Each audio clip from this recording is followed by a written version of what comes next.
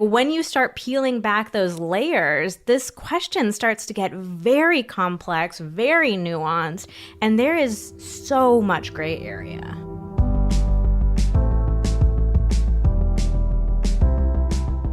Hello and welcome to the Pillow Talks podcast. We're your hosts, Vanessa and Xander Marin. I'm a sex therapist with over 20 years of experience. And I'm just a regular dude. We share the ups and downs in our relationship while giving you step-by-step techniques for improving yours. Make sure you subscribe for your weekly double date full of totally doable sex tips, practical relationship advice, hilarious and honest stories of what really goes on behind closed bedroom doors, and so much more. It's the sex education you wish you'd had. Today we are tackling a surprisingly thorny question, which is, if you are in a long-term relationship, is it your responsibility to have sex with your partner? Do you owe it to them? Thanks to our new sponsor, Cozy Earth, for supporting our podcast. You can shop high-quality goods with responsibly and sustainably sourced materials from the earth at cozyearth.com. That's C-O-Z-Y. And get 35% off site-wide when you use the code PILLOWTALKS. Also, thanks to Julie for supporting Pillow Talks. Julie is an FDA-approved morning-after pill that helps stop pregnancy before it starts. You can go to juliecare.co to learn more or find Julie at your nearest Walmart today. We turned to our trusty Instagram audience, and 83% of our audience said that they have, at one time or another, made themselves have sex because they felt like they owed it to their partner. That doesn't sound very good, does it? That doesn't feel good, just that idea of like, oh, I'm making myself do this. Yeah, we also asked them the broader question of like, do you think people in relationships have a responsibility to have a certain amount of sex with each other? So we gave 3 responses to this question. 45% of people said yes, sex is an important part of a relationship. So 45, almost half of people think that there is some sort of obligation, expectation, or duty. 18% said no, sex should never be expected. And 37% said, oof, that's complicated. literally that, because that's how Vanessa set it up. But I think that's a really a fair response. Like, it's a hard question to answer, and I think we didn't want to make this just a simple yes or no, because if you only give 2 options, people are not going to be sure what to say. And I think the reality is this is a question with a lot of gray area, and so we really wanted to see how many people would say, God, I just don't even know. I'm going to solidly claim the gray area. I'm going to plead the 5th. I think what makes this question so interesting is that it is really thorny. Like, when you first hear that question, for me, when I first hear, like, do you owe sex to your partner? My answer is like a clear and immediate absolutely not. Like, hell no. We say this all the time. Like, it's your body. You get to decide what to do with it. And you are the only person who can decide what to do with your body. You never owe anybody anything when it comes to your body. So that is crystal clear to both of us. And at the same time, once we start digging into specific scenarios and like really taking a look at how does this show up in long-term relationships, what would it really look like for one partner to say, I'm just not interested in sex anymore, or for there to be some massive change in their sex life. So it's like, when you start peeling back those layers, this question starts to get very complex, very nuanced, and there is so much gray area. Oh, yeah. Like, I remember when we were starting to plan for this topic, you asked me that question straight up. And I think in my head, I went through every single one of those possible responses. Like, my initial gut reaction was like, you don't owe anybody anything. Yeah. That was like my first response. Then as I thought about it, I'm like, well, wait, hold on a second. Like, we're talking about a long-term relationship. We're not talking about any given like singular sexual experience. We're talking about like, is sex a responsibility that you have in general throughout the entirety of your relationship? And then I started thinking, well, yeah, it does kind of seem like, if you start a relationship on the premise that sex is a part of your relationship, then yeah, it's kind of does seem like there is some amount of responsibility. And then I start thinking about like, God, have I ever been in this situation? And I'm like, yeah, absolutely. Like, I've pushed myself to have sex in times when maybe I'm not like 100% on board because, there's been a whole variety of reasons, and we're going to talk about those later on in the episode. And so I think ultimately I'm like, God, yeah, I'm definitely in that gray area of like, I can see it both ways. And, I've been there myself, so it's tough. Yeah, so just to be totally clear, like the point that we are going to continue making throughout the episode is that you never owe anybody sex. Like our original belief still holds true. You should not guilt yourself or allow yourself to be guilted or pressured into doing something that you don't want to do. So that still stands, but we are going to talk about some of the complexities and, specific scenarios that this can come up within because, like we keep saying, it's surprisingly complicated. All right, so before we get into all of that great advice, it's time for review of the week. Love that there are both points of view. It got cut off. Both points, oh. Both points, oh. Orgasm. Great. I love it already.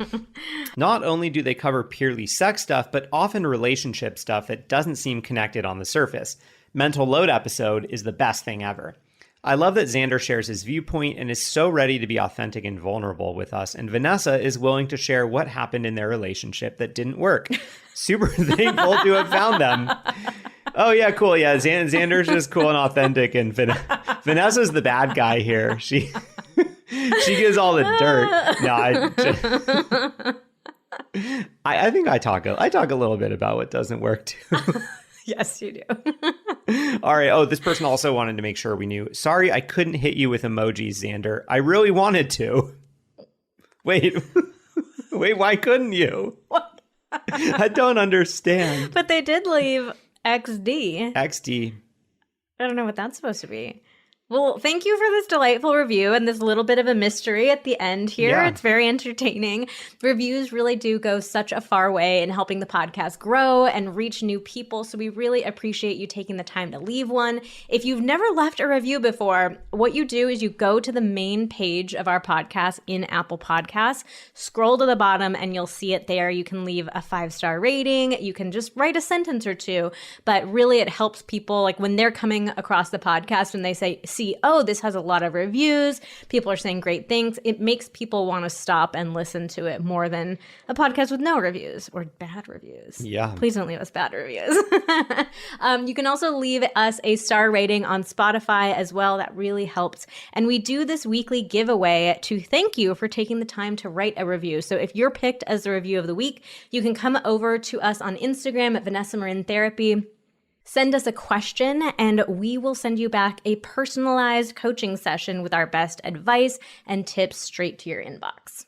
So when we were preparing for this episode, we went over to Instagram and we asked people to share with us their stories of either times or ways that their partner made them feel pressured or obligated, or even ways that they made themselves feel like this was an expectation. So we sifted through all of the responses and we came up with 4 broad categories. So 4 different situations that we wanted to cover. And we're going to work our way through each of these because we have slightly different advice for each individual situation. But before we get into any of the situations, so if sex is something that we owed, how many sexes do you think you owe me at this point? We've been together just about 15 years. Wait, I thought that you said that we never owe anybody anything when it comes to our body. Oh God, I'm confused. I'm just curious. Who do you think owes who more? Oh, is there like a running tally? Like owed for what though? I don't know. For good behavior? Oh. Have I been a good boy? 5. 5. I don't know. 5 sexes. 5 sexes. However, and sex is anything, baby. So to be redeemed whenever I want. I just touched her arm in a very sensual way. I was so like, what are you doing? We're down to 4. What? Okay, I'm gonna get out. I want you to make me, like when you were a little kid, you used to make coupons for your parents and stuff like that for presents. I want coupons, like 1 sex. Okay. To be redeemed whenever you want. All right, yeah, if anyone's got some design skills, wants to mock me up a nice sex coupon I can print out here, Okay, Send them over. Totally just kidding here in case that's not abundantly clear. So let's get into the situations. The first situation that we have is your partner is directly or obviously pressuring you into sex. Maybe they are telling you it's your duty. Maybe they're making you feel really bad or really guilty. It's just like a very clear and obvious message that they are trying to send you that like, this is what's expected of you. This is your obligation. Yeah, like they're explicitly saying something. So we asked our Instagram audience about this particular situation, and 52% of people said that they have experienced a partner guilt or pressure them into sex. And it sucks to see, and also I'm not surprised, because the reality is, if I think about if I strip away all the experience we have now, like doing this for a living, and I just think about like, what did I learn about sex from like books and movies and shows, and even like my own experience and like my friends talking about it, I feel like this is honestly portrayed very often. People explicitly telling others like, oh, I'm feeling sexually frustrated, or like in that voice. No, definitely not in that voice, but it's just shown in the media that way a lot, and definitely less so now than it was, say, like 5, 10, 15, 20 years ago. But like, if I think back to my kind of formative years of like age 16 watching movies, it was so much more like, oh yeah, well, like guys want sex all the time and girls don't want to give it to them. And guys kind of like subtly, whether implicitly or explicitly, like pressure them into it. And it's almost like wearing down their defenses. And, you know, thank God this is portrayed less and less, but it's still portrayed to some degree. But, you know, if you go back 20 years and watch teen movies, like, man, it's actually kind of tough to watch sometimes. You watch it and you're like, oh shit. You know, it's just like the way that like sexual assault is like casually portrayed and pressuring all this stuff. Every now and then, like we watched like She's All That recently, and it's God, like, yeah, and like brutal. Like, you know, I have this memory of it as this like formative movie that I loved, and like watching it again, I was like, oh, this is not aging well.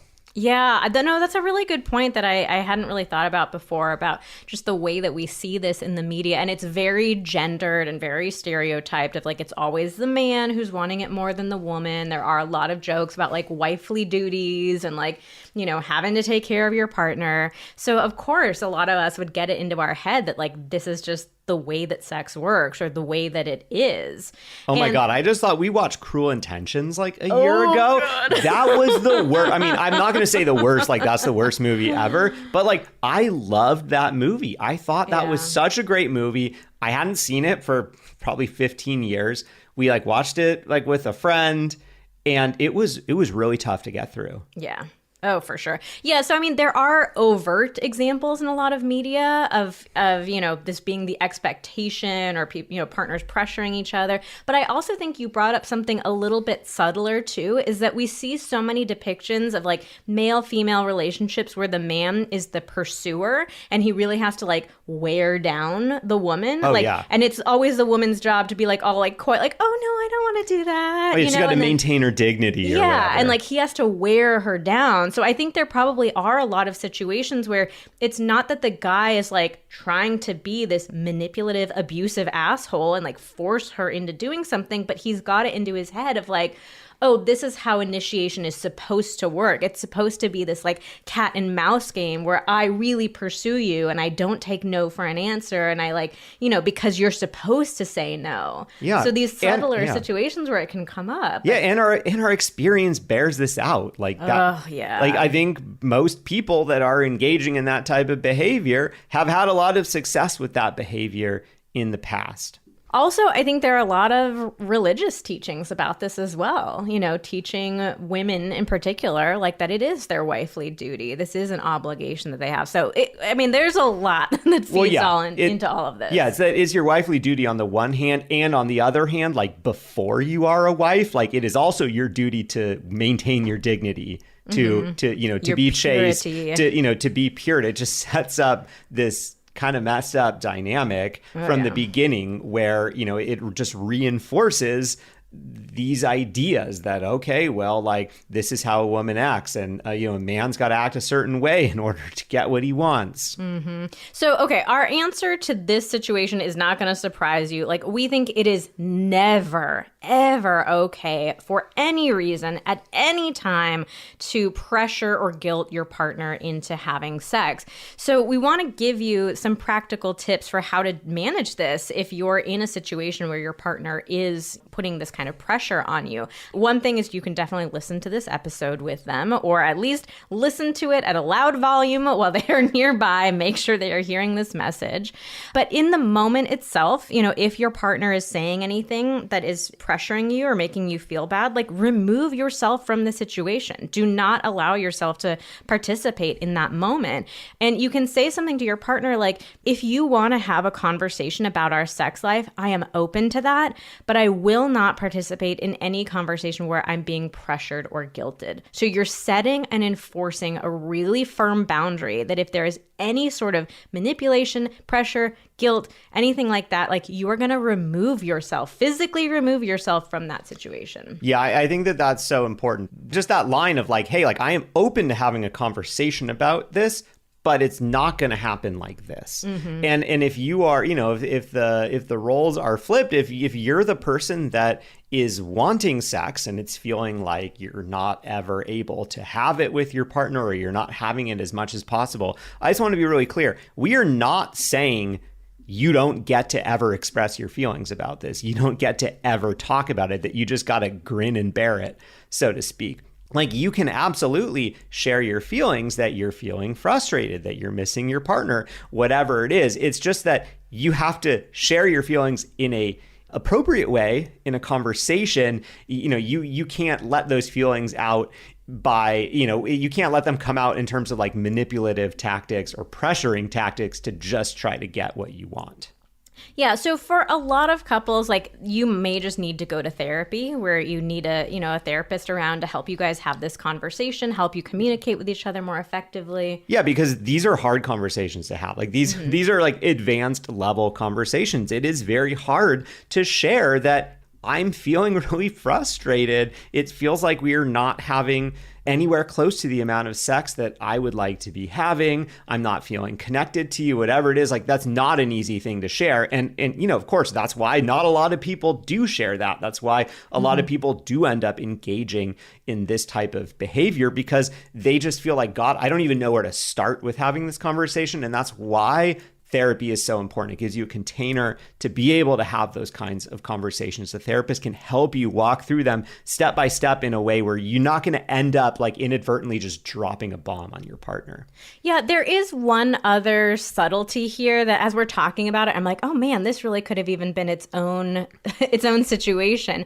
But I'm also thinking about sometimes this is a more subtle type of situation. Like your partner, the way that they are initiating might come across as kind of like whiny, like, oh, but it's been a while, or like you said no last time, where it's not an overt, like, you owe this to me, get in bed right now kind of thing, but it's like starting to make you feel pressured, even if that's not necessarily your partner's intention to like make you feel awful about this. So one thing that just popped into my mind is, we talk a lot about the skill of initiating sex and how a lot of us are really bad at it because it's so freaking vulnerable to put yourself out there and ask for what you want. And no one ever teaches us this. Oh, yeah, no. You're definitely not learning in Cruel Intentions. But I think a lot of people, we react to that vulnerability and that fear that we have by initiating in these pretty crappy ways where we end up like being a little whiny or, like there's just that subtle vibe to it that doesn't feel good to the partner. So I just want to mention that we do have an initiation masterclass that teaches you how to get more comfortable and confident initiating. We'll link to that in the show notes, but I think that can be a great resource for couples where, again, it's not this like extreme, clear and obvious manipulation, but it's like I really don't like the way you initiate because it makes me feel so pressured in the moment. Yeah, and that masterclass also covers the flip side of initiation, which is consideration, which is how you receive and respond to someone's initiation. Which leads us straight into the second situation, actually. Yeah, no, it does. I did tee you up. But all I wanted to say about that with regard to this last situation, the consideration process, it can help you give a better no that may not feel like such a hard no, like, no, that's it. A big part of the consideration process is saying what, okay, I'm not open to sex, but perhaps I'm open to something else. And that can help diffuse a tense situation where, your partner is feeling like, God, I'm like asking for sex all the time. My partner, all they are doing is saying no. And it just feels like there's a brick wall in between us. Mastering the consideration process can help make that feel like less of a wall in between you and like there's still opportunities for connection. Okay, so let's move into that second situation, or kind of the third. We added another one on the fly here, but next situation. Let's move into the next situation. The next situation is something that happens like in the moment. So we're not talking about an overall overarching pattern. We're talking about something that happens in the moment. Let's say your partner initiates, and in that moment, you're just not that excited about it. So it might bring up for you the same question, like, well, am I supposed to say yes to like keep my partner happy? My partner is putting themselves out there and initiating, like, shouldn't I say yes? Is it my obligation to like fulfill my partner's needs when they ask for their needs? So here's a really interesting gray area. We actually think that a lot of people set expectations too high for intimacy. So I think a lot of us feel like in that moment that our partner initiates, like we should be so turned on and like really, really wanting it. And it can even bring up shame sometimes in the moment. Like your partner initiates and you're like, whoa, I am so not there. I'm like on a totally different page. And it makes us like feel bad that we weren't, just as horny as they were in that exact moment. Oh yeah, I can relate to this so much. Like I feel like this was the scenario that I used to really struggle in back when we were having our struggles with sex drive and with initiation, was that, like Vanessa might initiate sex and I would just have this immediate like visceral reaction inside where I would just be like, oh my God, like I wasn't thinking about sex. I don't think I'm ready for this. Like I need to shut this down so quick so that like I don't have to feel bad about myself. Or I would just start even trying to avoid situations that I thought might potentially get sexy. Like let's sit on different couches and watch TV.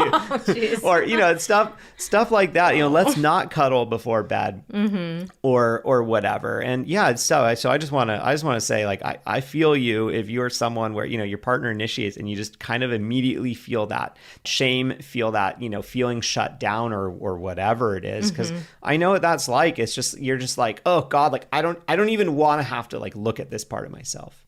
So the thing is, though, that like you and your partner are two different people, and you are very frequently, if not always, going to be interested in sex at different times. So this is a situation that we all need to get more comfortable with. Like it would be incredibly bizarre if every single time you or your partner initiated, like the other person was exactly in the same mood, in exactly that moment every single time. Like that's just unrealistic. Also, something I just thought of is like the way that you were describing that, it kind of gives the implication that like when your partner is initiating, they also must be wildly turned on in that moment. And I would challenge that assumption too. I think we set up this whole thing in our head like, okay, my partner is initiating sex, like they are ready to go right now.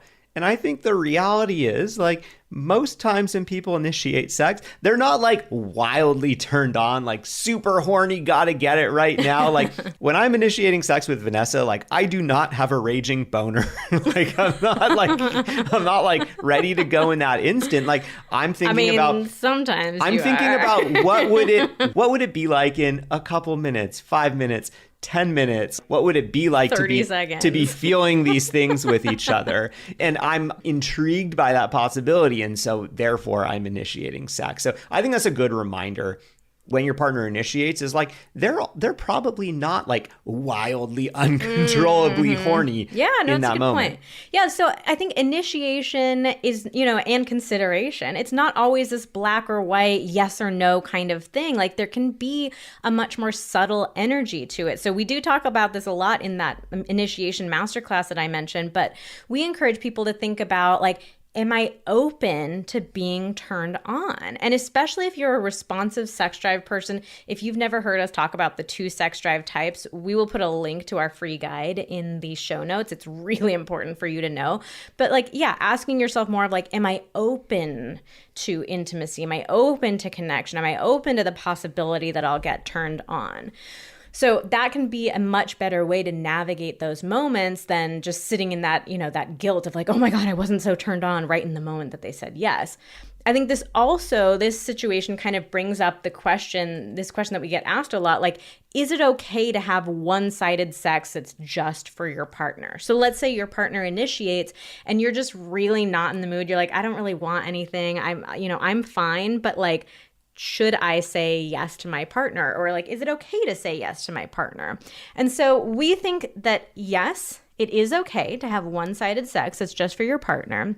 But the key is making sure that you can say yes with an open heart. You're like recognizing like, I'm doing this for my partner. This is a gift that I'm giving to my partner and I feel good about it. Yeah, like you're not going to be holding it over their head later. Or your own head either. Like it's not this like, oh God, they are initiating. I have to say yes. This is expected of me. This is what I'm supposed to do. I've said no too much in the past, whatever it is. It's like you're not guilting yourself. Your partner is not pressuring or guilting you. So you feel genuinely good about this because I do think like in relationships, there are lots of things that we do for each other that we don't necessarily want to do. Like I wouldn't have done it otherwise, but I do it for you.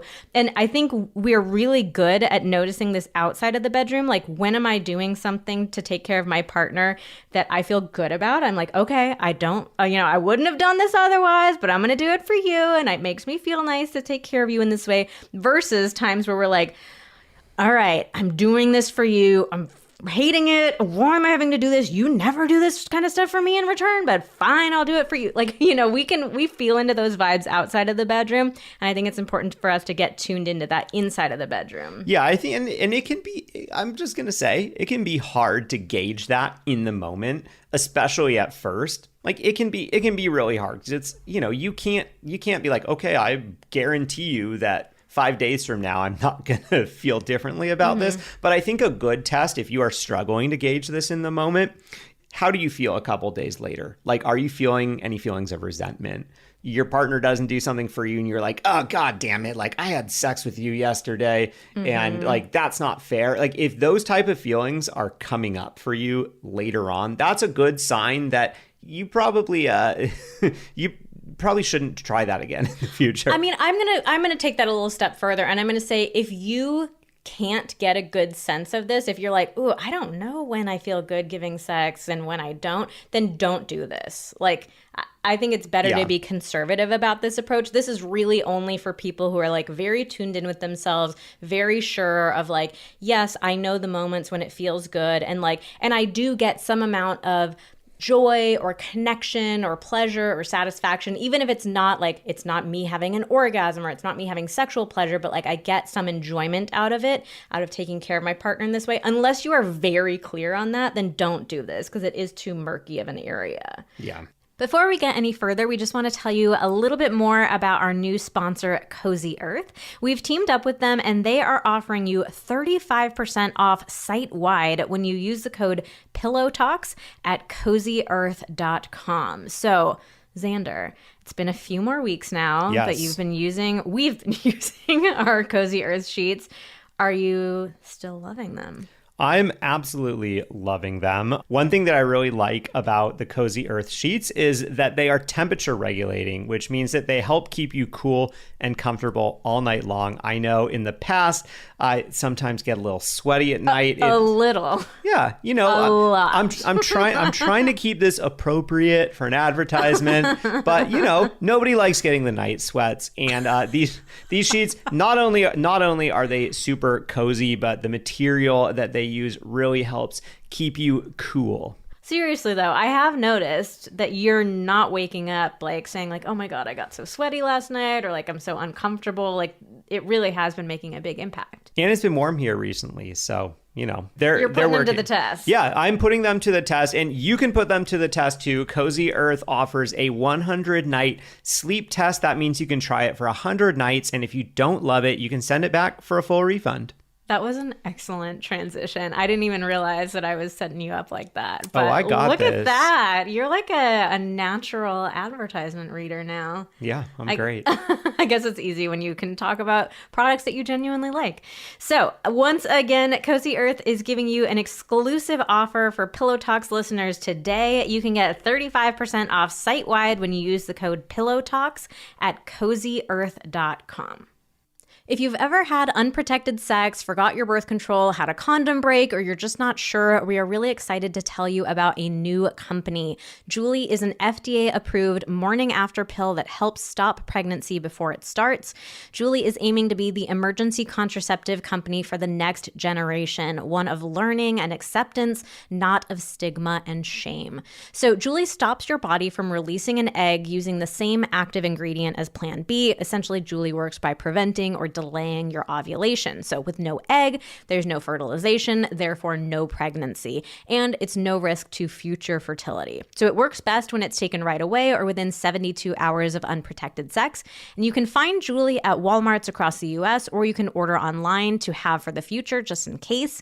It is legal in all 50 states. You do not need an ID, a prescription, or a credit card to get it. So you can go to juliecare.co to learn more, or find Julie at your nearest Walmart today.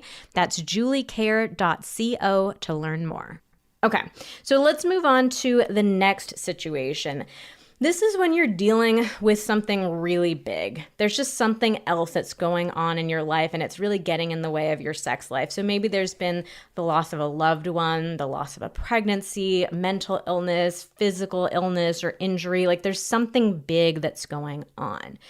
So with this kind of scenario, there's a couple things here. So like, of course, it's going to be hard for your partner. If you are going through an extended period of time where, let's say, you're not open to intimacy and your partner is, like, of course, that's going to be hard for your partner to be going through like months, maybe even years of you not being interested. And it is also totally okay and understandable and acceptable and normal for you to have an extended period of not being open to intimacy. Like if you've had some major grief or loss or something with your health, like of course it makes sense that like sex is not the top, the thing that's on the top of your mind. Like that is okay. Or maybe sex is something that you actually physically can't even do. Oh yeah, for sure. There are a lot of different like specific situations that could fall into this bucket. So we think the key here is that you have to acknowledge what's going on. So the pattern that we really see is like couples go through something huge. It's hard enough dealing with that on their own. And then it's also hard recognizing these other impacts that it's having, like on your relationship, on your sex life. And a lot of couples just don't want to talk about it. They don't want to acknowledge what's going on. It just feels too hard. But if you're not talking about it, it feels so much more painful to your partner or to whoever it is, whoever the partner is that's wanting intimacy if the other one doesn't. So you need to communicate with your partner and share with them like, look, I know that this big event has happened and it's really gotten in the way of our intimacy, of our connection. Like, this is not what I want. I don't want us to be in this place. I don't want us to be in this season of life. You can also like try to validate and acknowledge their feelings. Like, I can imagine this is really hard for you. I can imagine, like, use your partner's words if they've shared anything with you. Like, yeah, or ask them to share with you. I can understand that this feels lonely, or you miss me, or you feel disconnected. And like, that hurts my heart. Like, it's not what I want either. And I am just in this place, and this is the place, this is the place that I'm in right now. And the real key with this one is that discussion that Vanessa just laid out for you is not a one and done conversation. Like that is something that needs to happen on an ongoing basis. And I think that this is where a lot of people get into murky waters here, is that like initially in the midst of a crisis or a tough situation or whatever, you might say one or two times, like, no, like I'm just taking sex off the table right now. It's too much for me. Or like, we can't do this right now. And, you say that once or twice, and then you kind of expect that, like, it just means that you're not doing it until the, whenever point in the future that you put it back on the table. For you, that might feel really obvious. Like you are experiencing your own life and like whatever is going on for you. And for you, it might feel really obvious. Like, well, yeah, obviously I'm not going to be into this until I say I am. But for your partner, like they're not living in your head. They can't read your mind. And so it can be really hard when, days, weeks, months go by and they're like, okay, well, I know they said that once a while ago, but like, I don't know what's going on now. That's really hard. And, and then maybe they initiate sex and then you get really upset. You're like, what the hell? Like, I told you no, like 2 months ago.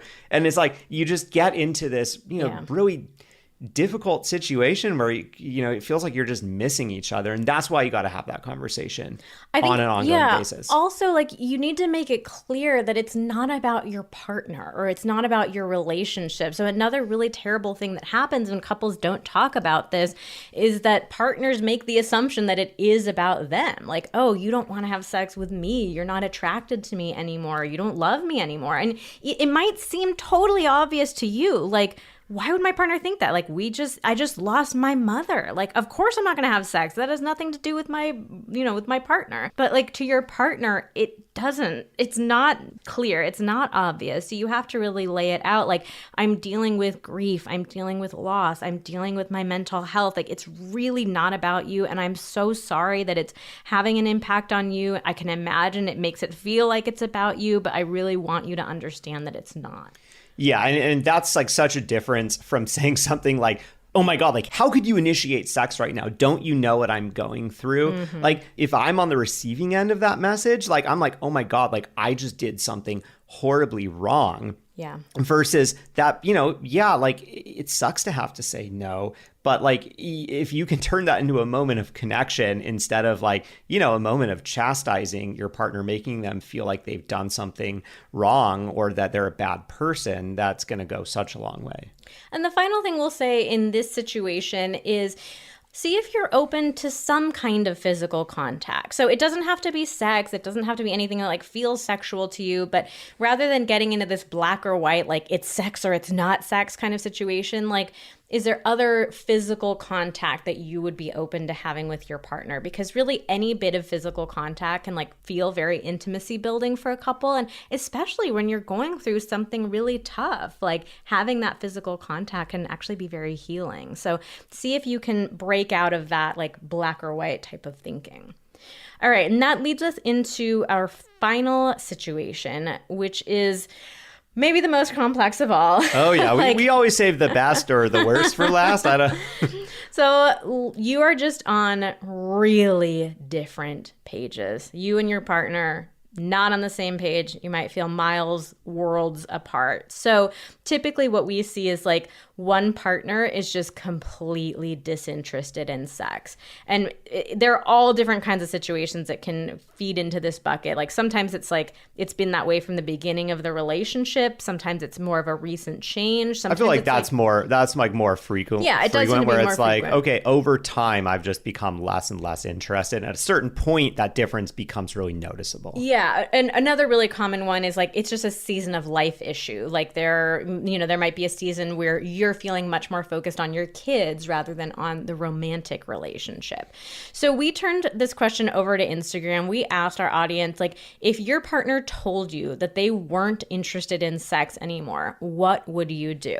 And it was really interesting because when I was posting this question, I was reading it over to Xander and he was like, I don't think that happens very often. Like, I think it's too rare for us to like poll the audience about it. But I was like, no, it is not. Like, I can't tell you how many couples I saw in my private practice where that was the original thing that brought them in, of like one partner just pretty definitively saying like, I'm just not interested in sex anymore, or like at this stage in our relationship. So many people saying like, I could never have sex again and feel totally fine. Like, it's not important to me. It's not a priority. I don't care about it.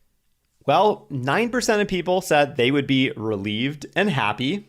So 1 out of 10 chance that this conversation is going to go real well.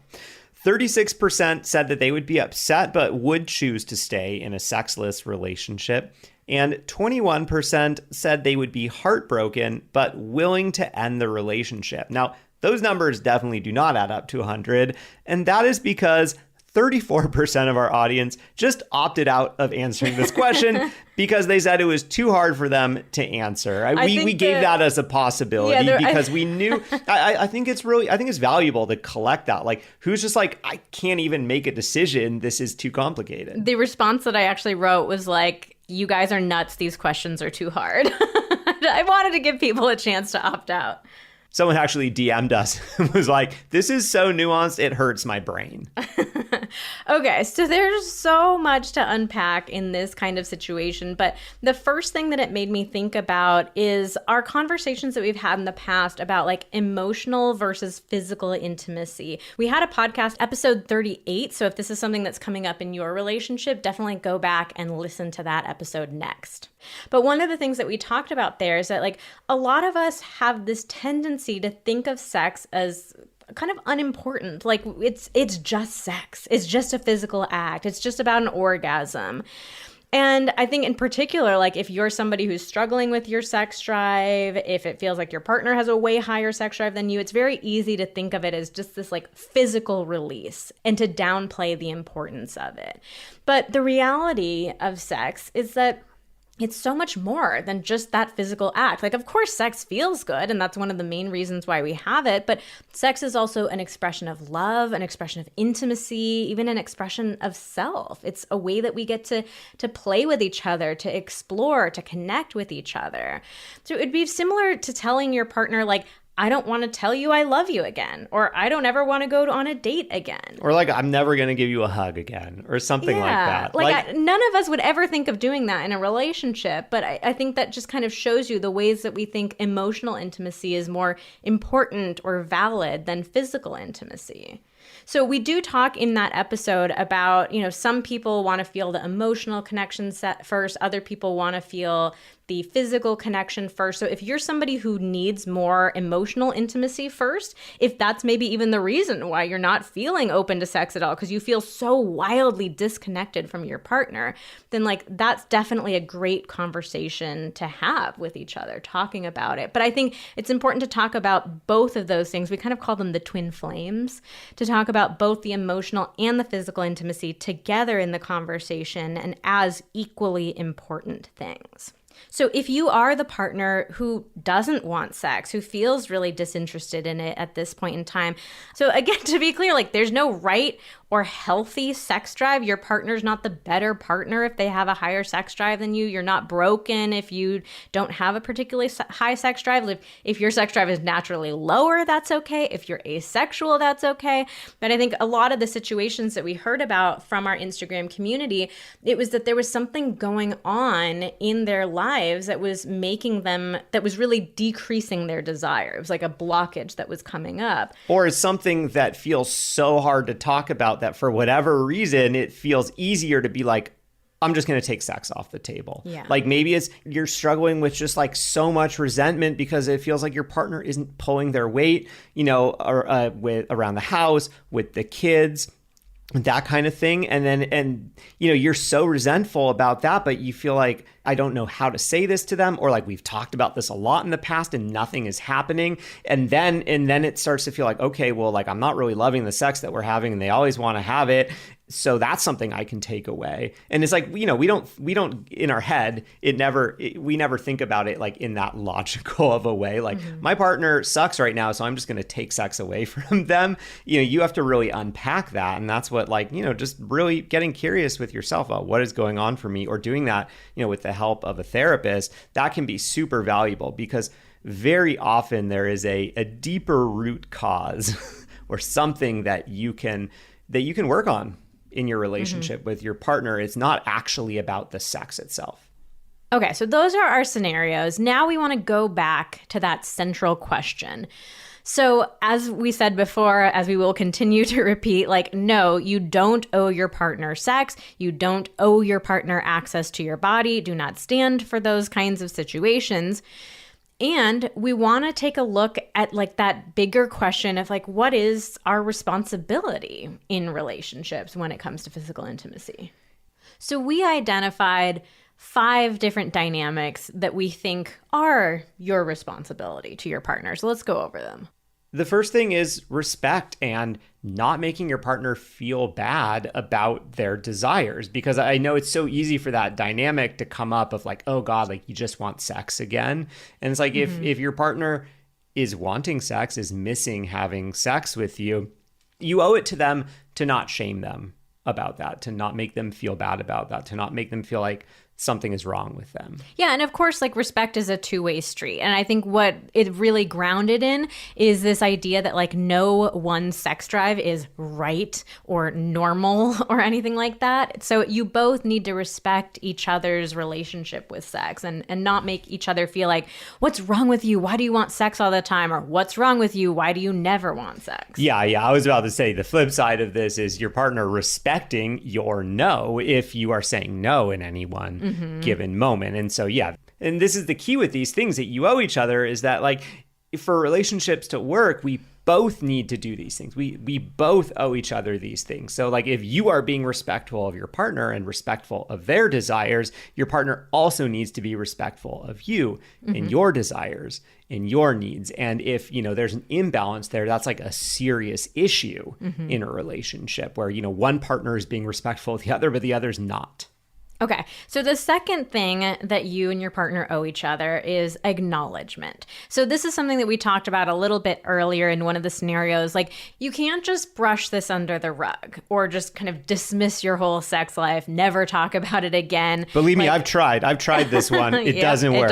It'll blow up in your face eventually, and it will feel really shitty while you're doing it, even though you think you're trying to protect yourself. It's not going to work. Yeah. So you have to acknowledge what's going on and stay in open communication with each other about your sex life. The third thing is curiosity.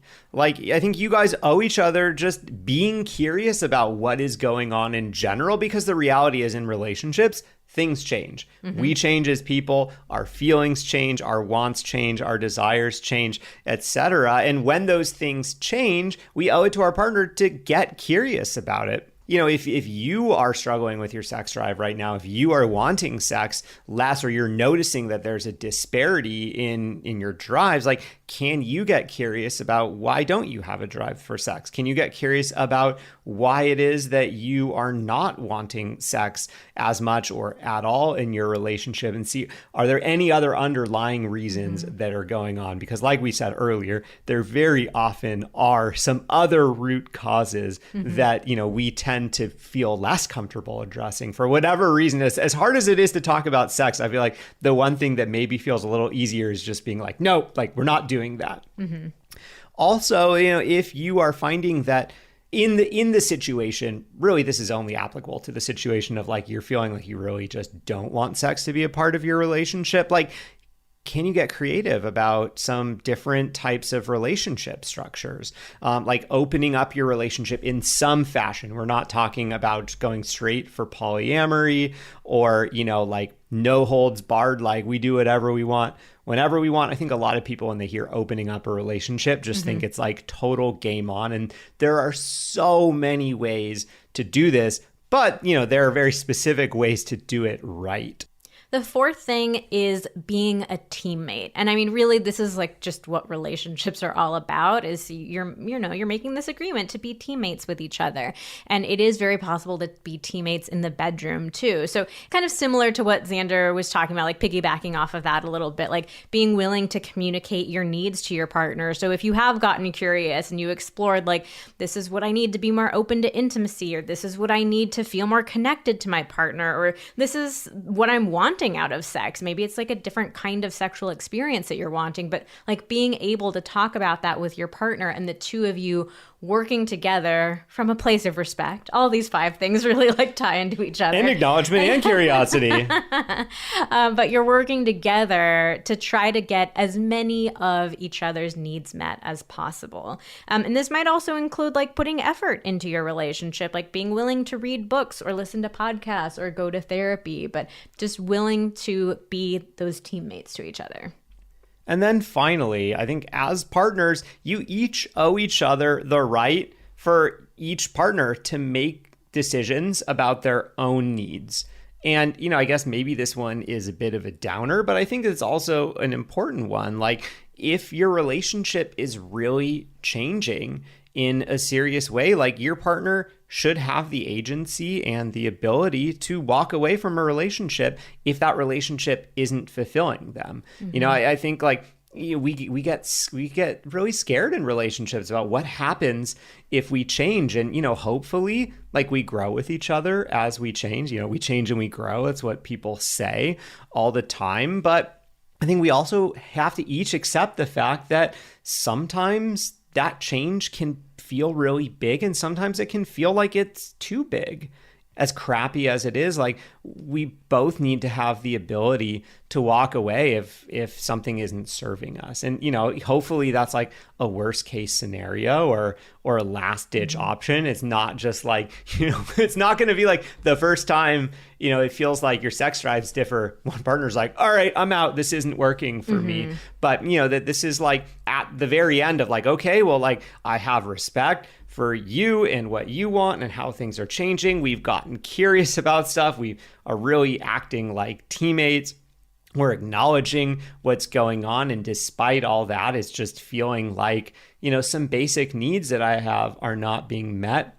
Then, you know, each partner should be able to respect the fact that, you know, it may not work anymore. And hopefully that's able to happen in a way that's as amicable as possible and as, you know, with as much empathy and understanding as possible. Yeah, I mean, and to be clear, like we're talking about some pretty extreme situations here. Like I think the vast majority of people listening to this episode are probably not going to find themselves in a situation like this. But what we're saying is like, you know, it is your right to say, you know what, I'm not interested in sex anymore. It's not important to me. I truly could go without it for the rest of my life and be happy. Like that is your right to say.